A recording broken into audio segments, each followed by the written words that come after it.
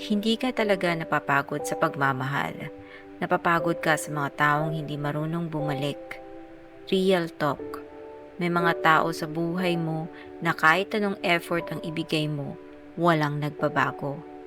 Kasi hindi problema ang effort mo. Ang problema, hindi na sila interested. Pero ayaw mo pang tanggapin. Kaya pilit ka pa rin nagbibigay, pilit ka nagpaparamdam, pilit kang umaasa.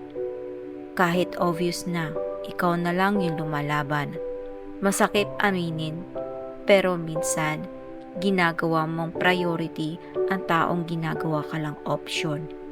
At habang paulit-ulit mong binubuhos ang lahat, unti-unti kang nauubos. Hindi dahil mahina ka, kundi dahil binibigay mo sa maling tao ang best part ng sarili mo. Pero ito ang aral, you can't save a connections na ayaw ng masalba. And you can't fix someone na hindi ka naman pinapahalagaan.